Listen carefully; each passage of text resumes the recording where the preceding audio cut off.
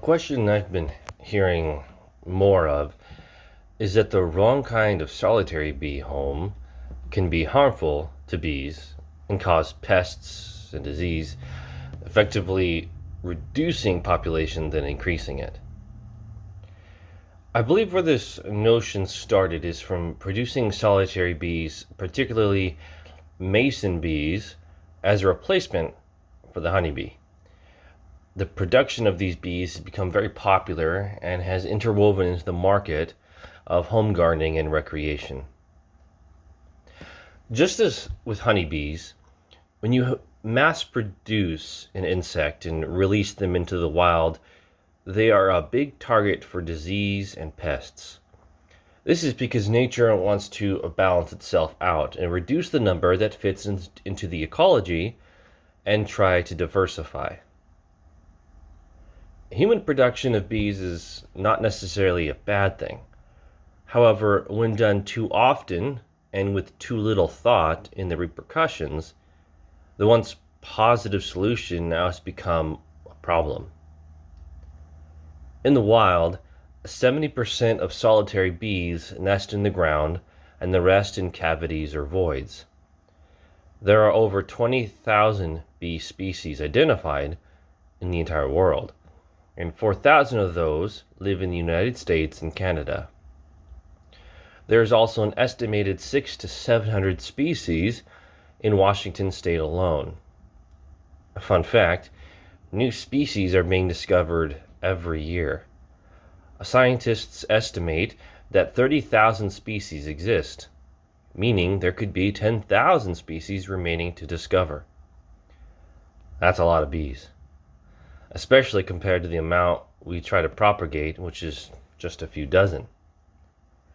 If we continue to focus on only producing a few selected species, they will continue to be a target for disease and pests. This is why we are being told to have bee homes with removable cells. We are trying to mitigate the pest issues by maintaining the bees and trying to protect them with good housekeeping. Now, if you are an agriculturist trying to make an alternative to honeybees, this is fine and dandy. However, most of us are not. In the wild, before we started messing with them, the bees were fine and didn't need our help in protecting them from pests. The cavity nesting bees would find an old beetle hole or a hollowed out twig or even an empty snail shell and call it home. They lived their little lives with no one to notice until their numbers began dropping. After much research, scientists have pointed out that habitat loss is the number one reason for population decline. For example, a huge forested area with ample room to nest now has become a housing development where only the toughest survive. If that is the case, we simply need to put back.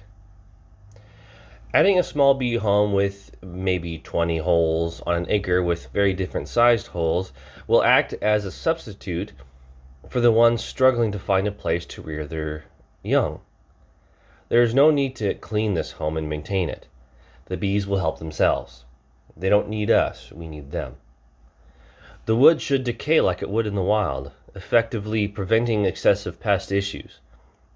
When the bee home has been spent, it's time to put up a fresh one, like what would happen in the wild. The forest ever changes, and new nesting sites are continually being created. If you live in an area where you have plenty of sticks and logs and felled trees, you have no need of making a bee home. It's really the suburbs and the areas where these materials are rare and hard to come by for these insects. Lastly, make sure not to pack your bee home with hundreds of holes or even thousands, as I have seen. Only in certain situations can this be recommended. The reason for this advice is based on what I mentioned earlier. The more densely packed a population, the likelihood of pests and diseases becoming a real issue. So don't look at a non-maintained bee home as a bad thing. but look at it as a replacement for what was once there.